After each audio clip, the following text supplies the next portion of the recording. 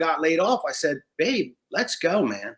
And we haven't looked back. We have 3 kids, and we bought a Honda Odyssey Touring just for this thing. We've driven across the country multiple times with children, and it has been crazy. But I'll tell you what, we have learned so much, and my kids have learned so much that they would not have learned in a class. Hello, everyone out there. And well, I guess it's the land of the internet. You hate to say that, but it is what it is these days. And we're so glad that you're here at another episode of Beyond Clean with Ace, where the cleaning industry talks about everything. And sometimes it's about everything other than cleaning. Every once in a while, we get some cleaning in there. But you know what? You've heard me talk for decades now. And you didn't come on the show to listen to me talk all day long again. So that being that, I've got a new guest on the line for us today. And if you've been with us this year so far, we've been doing our podcast, both audio and video. So if you're on YouTube watching, thank you very much. If you're just listening, well, maybe you need to go watch the video too. Hey, you never know. Anyway, if everything works out right, I've got somebody on the line. You know what? What's interesting, he's in the same state as I am this time, not in another state or a foreign country. So let's see what happens. There's Robert. I see that big beard and a smile there. So let's see if a voice comes out of it. Hey, how you doing, Dave? Thank you so much for having me on, my friend. Hey, good. You know what? It's always good. And I noticed that we're in the same state, but we're on opposite sides of the state. Yeah, I'm over here in Oro Valley, a little bit outside of Tucson. And yeah, we love it over here, the mountains and everything. It's very nice. Okay, so, the thing is interesting, and this is why I always start this way. When I looked up all of your information, it said you were over in Florida, but now you just said you're in another state. Yeah, well, if you looked at me maybe on Facebook, I may be behind keeping up. My wife is a travel nurse, so we're all over the place, man. We've just been to Alaska and Hawaii, Costa Rica just in the past year, but I was just in Florida about 6 months ago. Yeah, we love it there as well. And that's why I started that way, because if you look up Robert and you look up his podcast and you look it up on LinkedIn, you're not going to get the information you just got. So, what's interesting about traveling is you see a lot of people, you hear a lot of things. And that's why I did some traveling with my RV, and it's great to travel the country, isn't it? Oh man, we love it. It was like a thing that my wife kept asking me about as the times were changing back around 2020. And she would ask me, I had a regular career, production manager, making decent salary, 401k and everything. The kids went to daycare during the day, a typical American family, I would presume. And she said, hey, they have this travel nursing. We could take the family on the road and we could make some money. And I kept going, no, me being a man, I have to work and all these things. But eventually, when things started slowing down and I got laid off, I said, babe, let's go, man. And we haven't looked back. We have 3 kids, and we bought a Honda Odyssey Touring just for this thing. We've driven across the country multiple times with children, and it has been crazy. But I'll tell you what, we have learned so much, and my kids have learned so much that they would not have learned in a classroom, or they wouldn't have learned if we would have stayed in New Jersey. So, yeah, it's been an amazing journey. We are rounding out the end of the trip. I think we have one more destination before we head back to Southwest Florida, where we live. Okay, so folks, now I suppose that we need to tell you who Robert is and why we're talking today. And I don't think it's all just about travel in the world, is it, Robert? I don't think so, Dave. So the show is yours, and tell me what we're going to talk about today. Well, it's funny because we use this site to sort of connect to other podcasters. And if you're applying to be interviewed or asking guests to come on, it can really get a little bit confusing. So I was excited this morning to realize that, yes, this was the cleaning podcast that I dropped for, because I have some I go deep on cleaning. I analyze it very much. And I think people get bored of what I have to say, but I did this series on Creating Greatness podcast called Everyday Excellence. And the very first episode of this series was about cleaning, because I believe that if we begin our day with excellence, if we hold ourselves to a high expectation in the way that we not only clean ourselves and our bodies, but maintain our homes. And I became very meticulous in my cleaning and making my bed every day, and very organized and neat. And when I seen that improvement and felt that mood enhancement and the dropping away of the depression, anxiety, and fatigue as my home cleared out, and I also cleared out some space within my own being, it tied the cleaning into self-improvement and self-betterment, which is what my podcast is about. So I was really excited to connect with you and sort of bounce ideas off you. The thing is, whenever you talk about cleaning, there is a difference, folks, between commercial cleaning and home cleaning in some ways not. And many people in the commercial cleaning industry, which is where I focus, started doing residential cleaning. They did, hey, we all cleaned whenever we were at home with mom and dad, but we didn't like it. We fought it. But then later on, we learned that, it's a fact of life. It's a part of what we do. Professional cleaning is quite different than home cleaning. Oh, I believe it. But it's just what you just said that was really why I latched onto this idea so much. You just said it. We didn't really like it, but we have to do it. So day in and day out, I would find myself doing the things that I need to do as a stay-at-home father. Dishes, recycling, trash, sweeping, mopping, all these things. And I found myself not enjoying my day, not being happy when I'm carrying out all these necessary functions. So I learned this practice, and I learned it in a book called Inner Engineering, and it's a practice called the precision of movement. So as I was cleaning, I started paying very much attention into how I was cleaning. How I was moving my body when I was cleaning. So this precision of movement takes the attention to detail so much so that you're attempting, I'm not a dancer or a martial artist, but that's the mind process of being able to clean and do in a very Zen-like state. So what I started doing was thinking, wow, hey, now that I'm cleaning in this manner, I'm finding more details. I'm noticing things about the way I'm doing it. I'm noticing more things about the object of my attention. And because I'm noticing all these things, I'm being able to increase my efficiency, doing it better, doing it easier, doing it using less energy.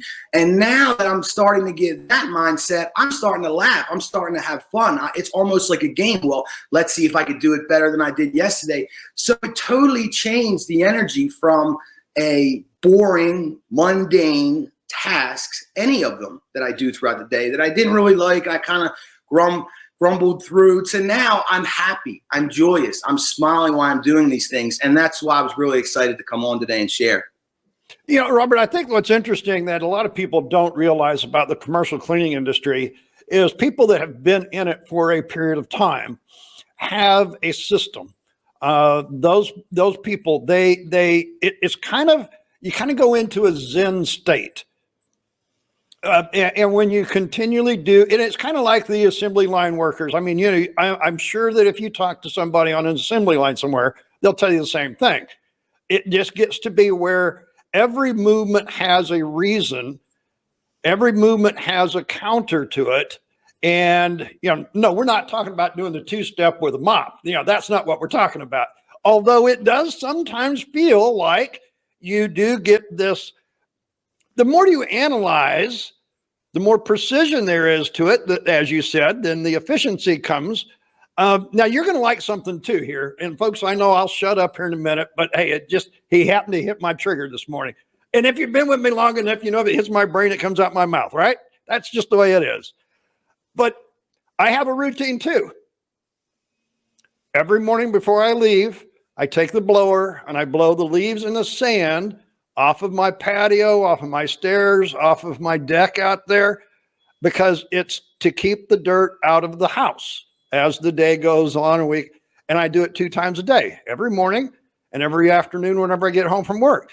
But it's that keeping things out of the house, cleaning, but there is a routine to it. Routines are very beneficial to life. Oh, absolutely. I mean, my whole podcast is really about setting structure in your life to set yourself up for success. But it's funny that you say something about assembly line workers. Maybe that's why we're on the same mindset. As I was a production manager and I managed these lines. It was my job to make them go faster and more efficient. And that's what I learned about cleaning, is that you could be overwhelmed if you walk into a room, that, especially I would imagine in the industrial cleaning, if you walk into a hotel room or an Airbnb where someone threw this extravagant party, and you could quite easily become overwhelmed. Oh, good. Well, if you're that newbie at a school, cleaning a school, just think about all the different things in a school, and they leave it trashed. I mean, they don't care, and you look at that new person that just went in there. I mean, look at all the challenges in commercial cleaning. It's not like cleaning at home. No, I imagine it's not, but it is that process and procedure that you talked about that I think will get you through any of it. It's just understanding that everything, even the most complex idea or the complex problem, it has a process and procedure, and it can be broken down into these small little micro steps. And once you start knocking out those little micro steps, it gets bigger and bigger and bigger, and you're able to complete the task very easily. Okay, so I got to ask a question. And if you're watching the video, the sun must be coming up wherever Robert's at, because he's getting these lines across his face, folks. So that's what he's doing, is adjusting that. So it kind of looked like he just kind of went into one of those places, right? The sun came up over the mountain here. And, there you go. Oro Valley hit me right in the face. I'm sorry. No, that's all right. That's okay. But, we come to these realizations because of things in our past that got us here. I don't think, I know that for myself in the cleaning industry. I didn't just start doing and being so analytical. And I like what you said. I analyze everything I do when I teach classes. I say there is a reason for every step that I have, and it's to provide a safe work environment for you. That's my main goal with every class. Yeah, I mean, it's something that I learned as I grew older, that you can literally be successful at anything if you're deeply analytical about it and you pay attention to the details. For so long, I kind of cruised through life on autopilot and only noticed the things that were right in front of my face. And once I sort of slowed down and opened up my perspective and started noticing all these details, I was able to create success in like every aspect of my life by implementing the same philosophy in all of it. Details, pay attention to the details. And I've had so many wins based upon that philosophy that I share it regularly on my podcast. Well, so then expound a little bit on that, Robert. We don't want to leave everybody just sitting here going, well, what is that? Well, I tell you what is the basis of this, and I won't go too far into it, but I have a very jaded past, a very, very colorful history, let's say that.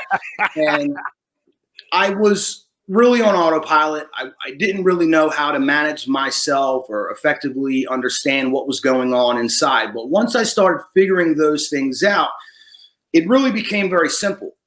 I just knew I had to get to work.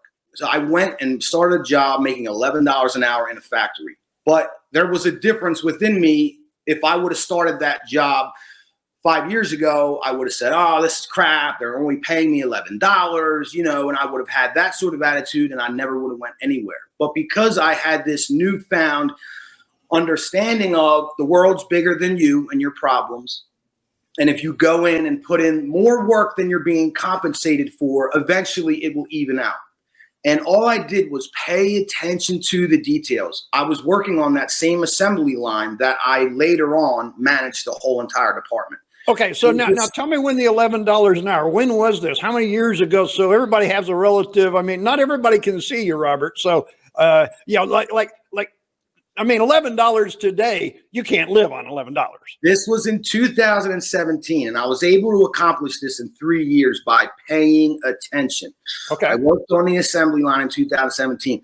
I figured out how to shave a second or two off what I was doing. But then I realized seconds add up to minutes at the end of the day. Minutes add up to hours at the end of the week. Hours add up to millions of dollars at the end of each year. So I started focusing hard in all these details, and very much soonly I was getting promoted to the next department.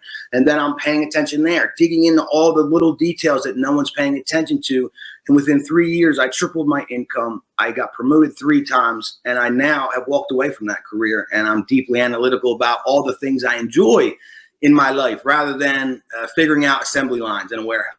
And you know, and folks, whenever I said assembly line, I wasn't trying to say that in a demeaning way. I mean, it's not.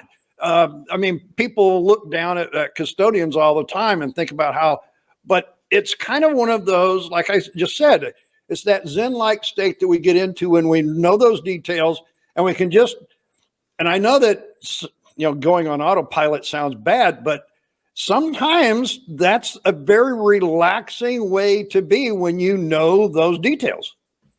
Well, autopilot, the way that I'm speaking, is different. Like when you're on autopilot in your life, when you're supposed to be making decisions that are going to thrust you forward into success, that's not good. But there is that mental memory that once you dug into a task and explored it in every aspect and every detail and sort of mastered it with the efficiency, then yeah, you can let the mind drift and be on autopilot in that way, because your muscle memory remembers every aspect of what you're doing and you could still do it perfectly.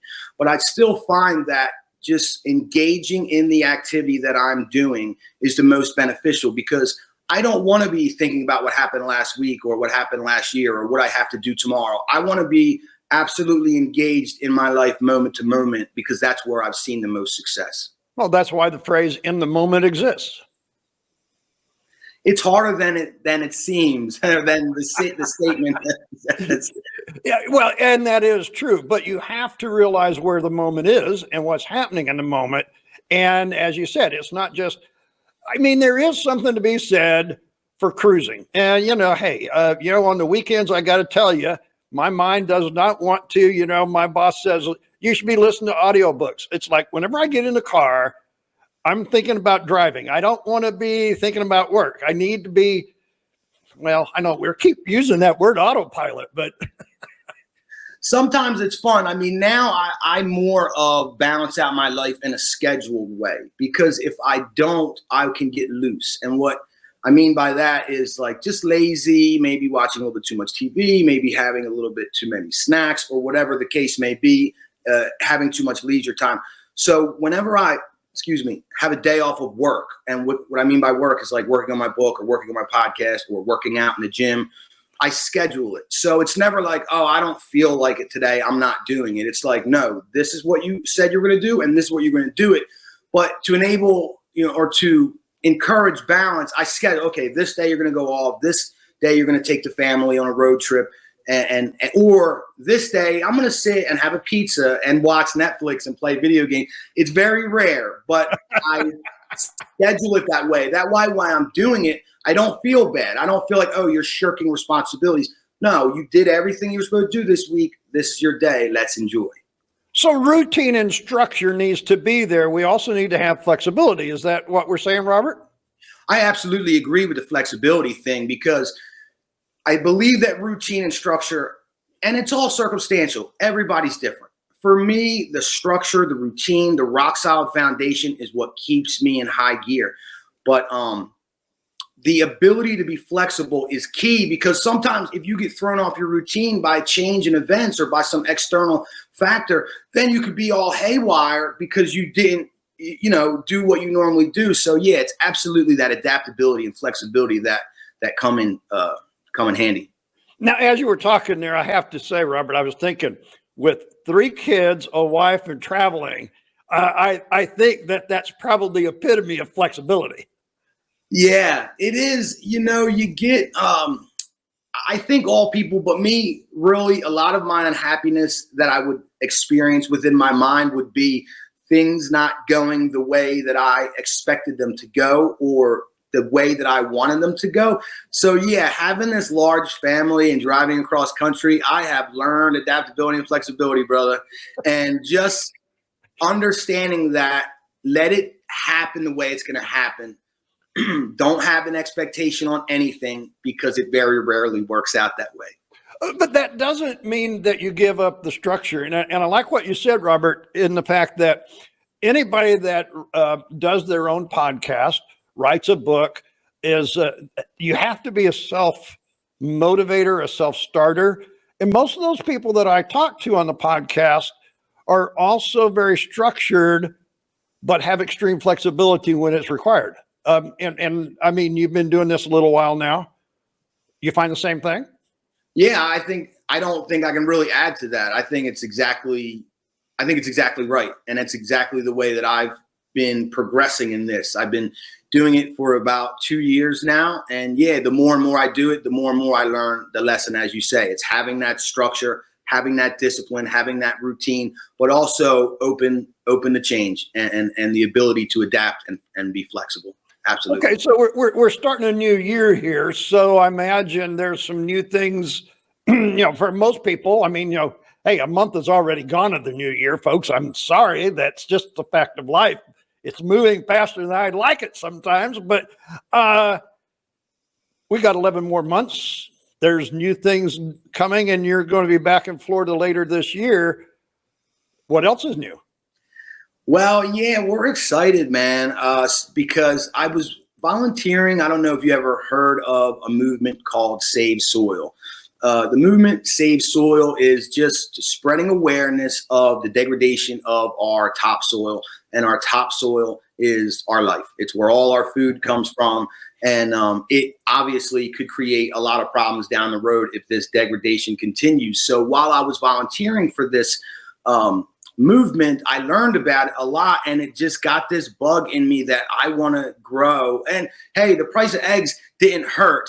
I bought a couple acres in Florida, and yeah, I'm going to get some chickens, and I'm going to grow some food, and I'm just going to really get into it in my late age and just really learn some things about getting back to nature and getting back to the earth.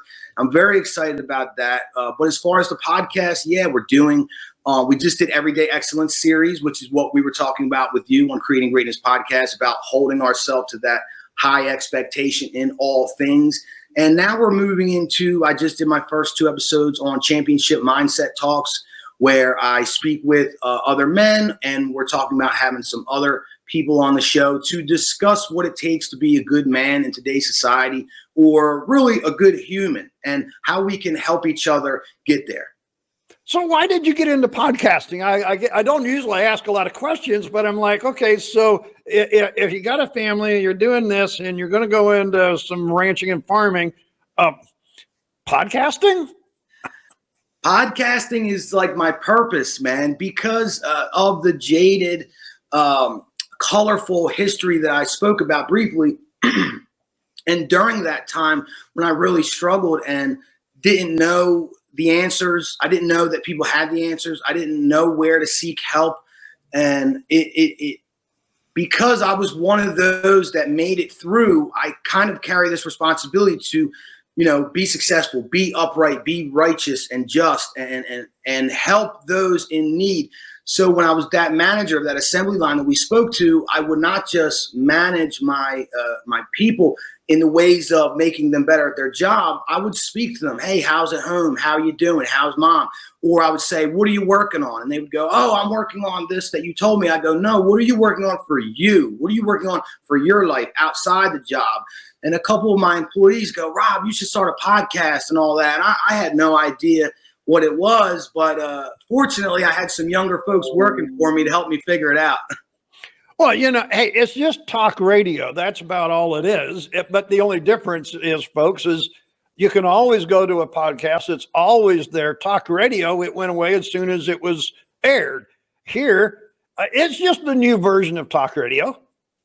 And I like it because it's very free. It's open. If it's your show, you could say what you want, and you're really unregulated. If your people want to listen to you and what you have to say, they have that choice. And if they don't like what you have to say, they can move on to the next. But unless you're dealing with like big sponsors or something, no one's telling you what you have to say or telling you what you can't say. And I really love that freedom of the space.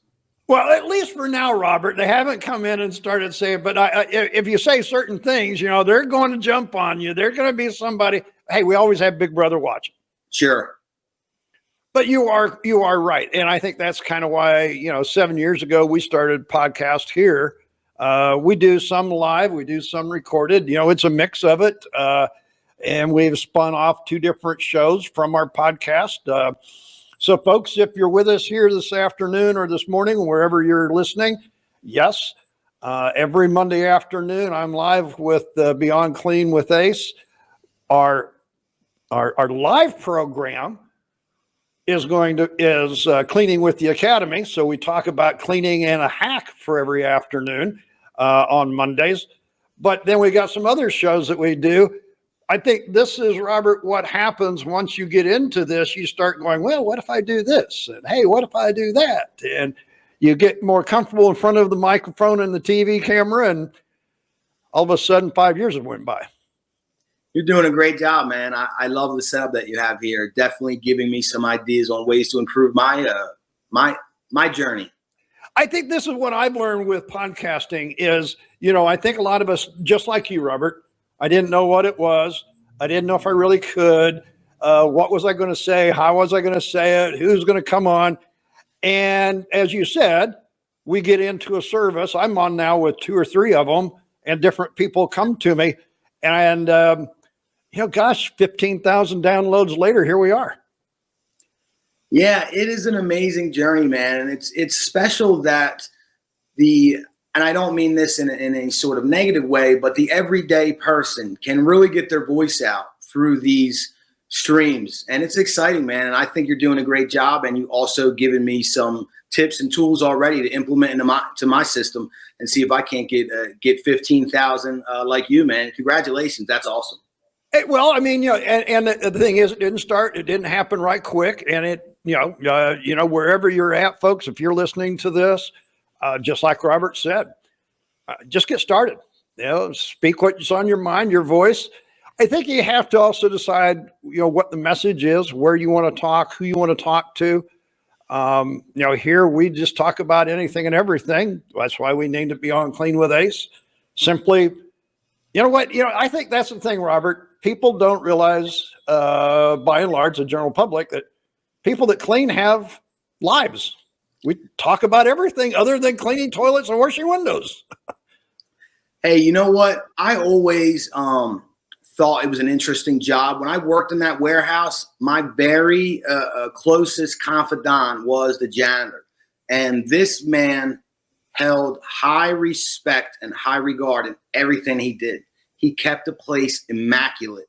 And I always just respected the care and the time and the patience this man put into his job. And I always respected the person doing that. And he also was my greatest weapon there in the warehouse because the guy was walking around cleaning, nobody's noticing him. And he hears it all, man. And he let me know it all too. Yeah, Robert, you are absolutely right. There's been many times in my career, I'm like, I'm the bartender without the drink. Everybody, they just want to unload and tell you everything, and you're going, do I really want to know this? Do I need this information? I knew everything before the corporate guys knew it because the janitor knew it all. And I'll tell you another thing.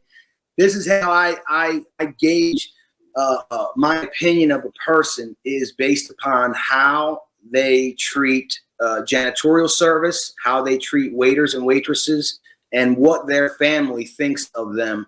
It's 3 indicators of character to me. Well, I think there is a part of life, if you listen really well, that people will tell you there's different occupations where people will just give you the bare honest stuff because there's nothing else there. Yeah, they're not going to try to be something that they're not. And I think that's something I found in the cleaning industry. I mean, I've met people that are cleaning today.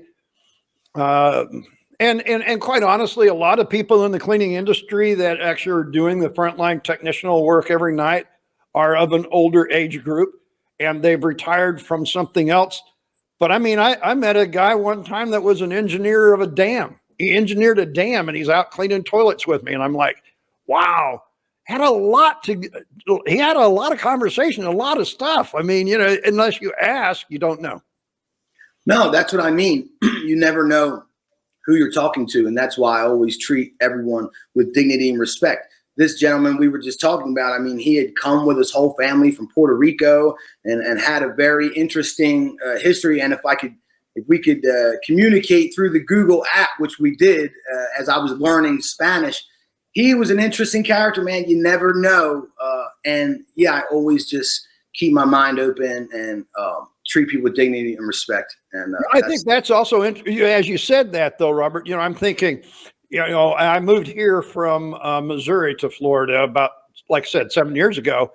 And I knew it was going to be a bit of a cultural experience.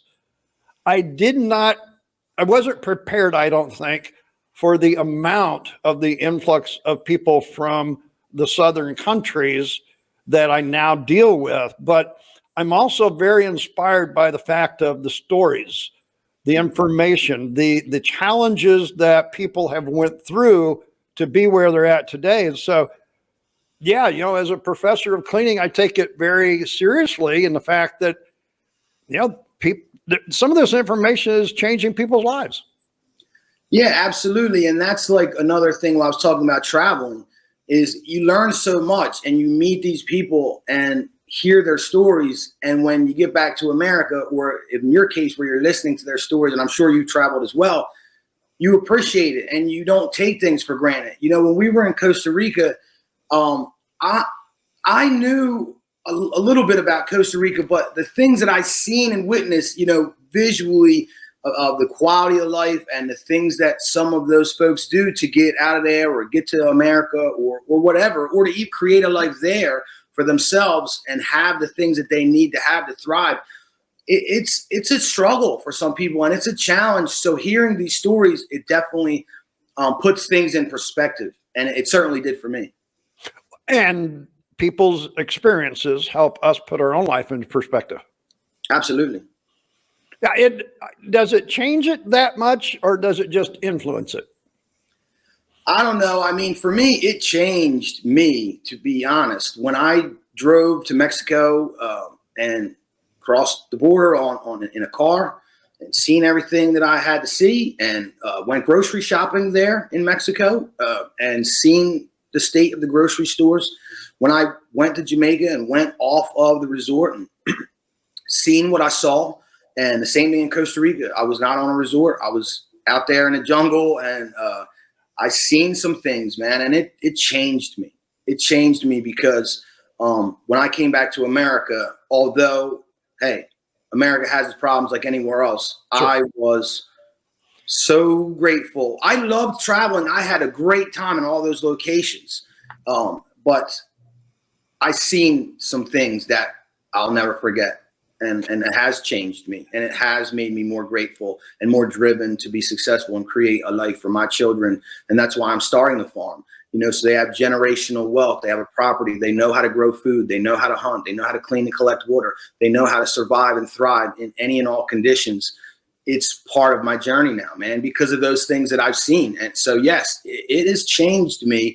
And it's why I advocate for travel, because you can see it all on Netflix on a documentary, and that's great. And there's nothing wrong with that. But until you see it with your own eyes, you won't feel it. You may know I think there's a difference between seeing it, looking at it on TV, and experiencing it. That's what you're explaining. It's that experience, that feeling. You can't smell the rain. You can't smell the earth. You can't feel the wind. But, hey, Netflix has got some great stuff. I watch a lot of geographical stuff. It's places I'll never, ever be able to go. And it's I can appreciate it, but not completely, like you're saying. Oh, I'm not throwing no shots at Netflix or, TV by any means. But like you said, it is, well, I'll throw a little bit of shot at TV. It's a little bit too much. People are watching too much. Okay, now we got the truth. All right, there's the truth. I'll throw a little shot at TV. But it is the difference of knowing something intellectually. Like, for instance, like you could well, let me not go into that either. You can know something intellectually, but until you don't feel it, you know, and there's a big difference there. I guess it's a difference between knowing or knowledge and wisdom. You know, you can know knowledge, but you've experienced wisdom. And I guess that's what we're talking about here. Well, and I hear this all the time, Robert, when people come to my classes here at the Academy. I teach from a standpoint of protecting the frontline workers' health. Why? Because in my youth, we did not know what we know today. And through the use of chemicals, I destroyed my respiratory system. And because of I am now a COPD sufferer for the last 30 years, and the medication that I have to, and the way that I breathe, my message is all about that. It's because of the personal experience of the struggle and strife of that I teach people the different ways in the cleaning industry that are not conventional. It's because of that experience that people say you're so passionate about. And that is what I am passionate about.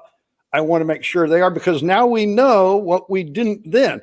That's what experience and passion brings. I think you hit a major point there on anyone in the audience that is sort of not found their purpose yet. Because search for your pain and suffering. It may not be hard to find, but that is how a lot of people find their purpose. The pain and suffering that I found, that I had in my soul, my body, and my being when I was living the way that I was living before, and then experiencing the joy and the peace that I have now, like I have to talk about that. I have to help people transition from that place of pain and misery to this place of love and light, just like you yourself. You know, you found passion and purpose in, and unfortunately, your pain, but you don't want other people to experience that. So you're out to talk about it. And I will talk about TV. Here we go with TV, right? I'm doing shots. We're going to bash TV, folks. Come on. I don't watch TV, but I'm going to tell you every show I watched in the last month. What was it called? It was a movie with Mark Wahlberg on it. He played a priest. Sorry, I can't remember the name. This priest had MS, and he was degrading physically as he advanced spiritually. And in the end of his life, he was interviewed, and they said, you know, did you ever ask why? You know, why me? You have MS. He's very, shaky, and his health is degrading. And he says, I needed this pain and suffering. I needed this pain and suffering because it was what I needed to make me the person that I am today and enable me to help all these folk that I helped. So it's hard to view it that way. But in my case, I do. Like, I went through a lot of bad things, but I would never take it away from my life because it made me the man that I am today. And because of that pain and suffering that I experienced, I was able to help a lot of other folks avoid it. You know, and as you go through those struggles, Robert, as you've talked, there usually are certain individuals that are the ones that are the key figures that have helped us make a change. And we can't live the current life we do without those key people, but we also have to be open to absorbing that information and then acting on it. No, I mean, that's the huge key is if you just said a couple of things. It's being open. And that was another huge leaping point for me to change my life was I realized, hey, you don't have all the answers. Obviously, your life hasn't worked out to this point. And in fact, I went a step further and said, you don't have any of the answers. You really beat yourself up. Yeah, but you know what that did was it made me open to listen to somebody else that might know more than myself, man. And then, like you said, you can't just absorb the knowledge and learn it. You have to act upon it, you know, and that's where you really will start to jumpstart that change we're talking about. Yeah, and that's the three things that I've learned through my life and career and people that I would talk with is first I have to be open, then I have to absorb it, and then I have to act. And to me, wherever your life journey is, those are the three important things to progress. No, I absolutely agree. I couldn't have said it better myself. Okay, well, I guess, folks, we've said all of it. It's time to go. Goodbye. You're killing it, Dave. I mean, it's fun to be on a show like this. It's new for me. I've been on quite a few podcasts, but the live stream, and then I go from, like I said, the confusion, because I've done a couple recovery-based podcasts. So Beyond Clean, it didn't trigger in my mind till just here this morning. And then you taking it from cleaning to industrial cleaning to the full spectrum of life. I mean, it really is Beyond Clean. We've talked about all these things, and it's an amazing thing for your audience, man. I just appreciate you having me. It's a blast. And I think that's the interesting thing, though, Robert. There's so many people that think, "Oh, a cleaning podcast." That's what I've learned is outside of cleaning, we all have a career, we all have a job, we all have something that makes us the money that we need to, gives us that focus in life, the reason to get up in the morning and do our thing, or in the evening if you're a commercial cleaner. But then secondarily to that, the more important thing is the people behind that scene. And I've been in the cleaning industry all my life. I'm so happy that I have been. It's taught me a lot of things. And, hey, podcasting has got me where I talk with people all over the world, which is something I couldn't have done before.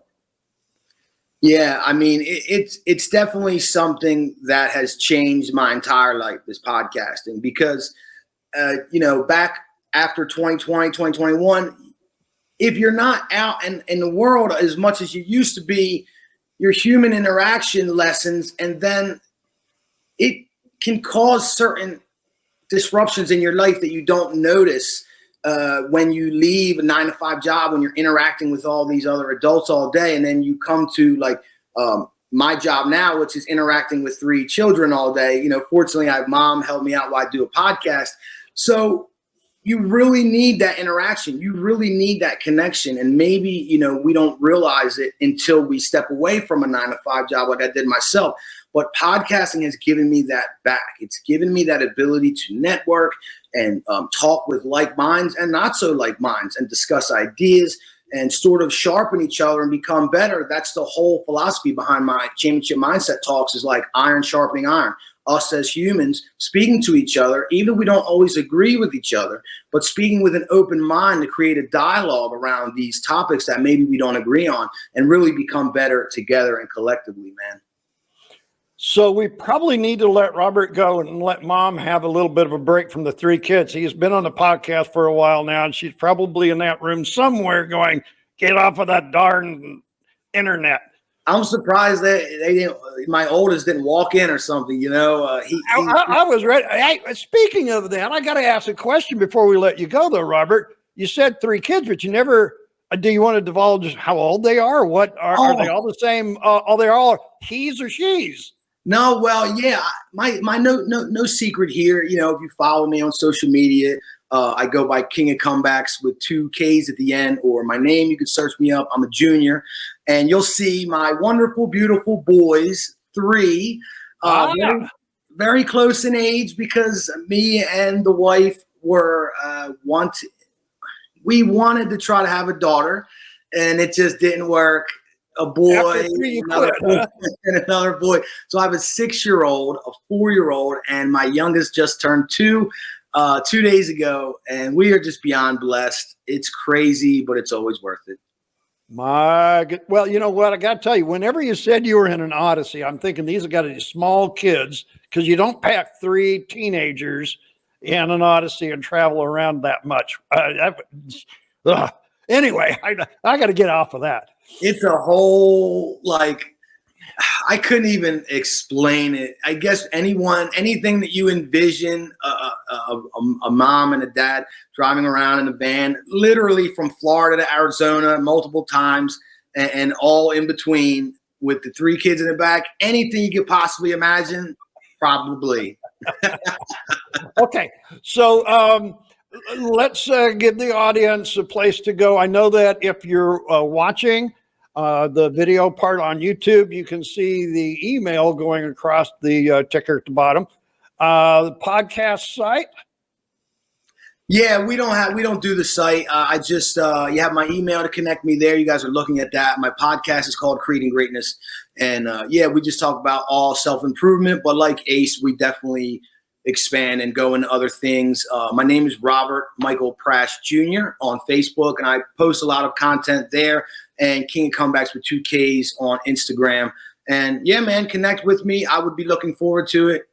Dave, I appreciate you, man. It's been a blast. I really, really appreciate it. Thank you so much. Okay, so there's two questions that I ask every first-time guest that they're not ready for. So, are you ready to play catch here a little? Yeah, let's do it. Where were you born? Oh, I was born in New Jersey. I think I was born in Washington Township in South New Jersey. It's about 20 minutes outside of Philadelphia.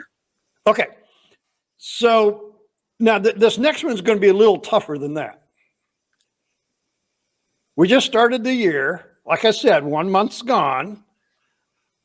Now this is for your personal self, not your family, not business-wise. This is for you, Robert, yourself. What is on your bucket list for this year? The bucket list, it's hard, man. I mean, we've been all over the world this last couple of years. I really want to settle into this farm in Florida this year. We want to do some traveling next summer. No, not we, you. This is what everybody does. Oh, well, I want to travel. I'm like, no, for you, Robert. Me, I want to start my farm, Dave. I've been wanting to do this for so long, and the traveling has been worth holding it off because the traveling is just so amazing. But I really feel like it's time. I want to get back to nature and get connected with my food and my, and just create a whole sustainable movement down there in Southwest Florida. I've been envisioning this for many moons. So yeah, that is it. If you're talking about just me and my sole desire, it may sound a little crazy, but yes, it is to start a farm in 2023. Okay, now that's what I was going for. That's what, and folks, if you've been to the podcast before, you know the reason I asked these. I'll get to that in just a moment. But, Robert, this is the thing is that, as we grow with people and as we see people and we talk with them, we learn all kinds of things. And I can talk about farming and ranching. I grew up on a ranch. I did farming. I drove a tractor at night with the big old diesel with 4 big tires and the big plows all over the place. So I can talk about all that. Hey, like I said, if you've been in life, there's a lot of experiences that you can share. And that's the great thing about podcasting. Yeah, I mean, that's what I spoke to my wife about here recently. I go, because I'm a personal trainer now, and I do that part-time with the podcasting. So a lot of my content has been based around working out, tips and tools on how to get physically fit. And then I say, well, I'm going to run out of stuff to talk about eventually. Then I just go, no, because life continually evolves. Next year or this year, I'll be farming, and then I'll be having some animals, and there'll be so many different things. So yeah, as long as life keeps going and you keep growing and evolving, you never run out of content. It's a beautiful thing. So folks, what I'm telling you to do right now is connect with him over on Facebook. I'm sure that you're going to see something about a farm in 23 yet this year. There is a reason I asked the questions I did. And Robert, it's been great to have you on the show today. And I think you'll appreciate this. We now know that Robert started his life in New Jersey. We now know that he intends to have a farm and something alive on that farm other than himself and his kids and his family. What we do not know is where he's going to end life. We know that the life has been colorful. We know it's been progressive. So our 3 words, whatever you do between now and the next time we talk, make sure that you keep that journey healthy, positive, and proactive. Until next time, we'll see you on the air.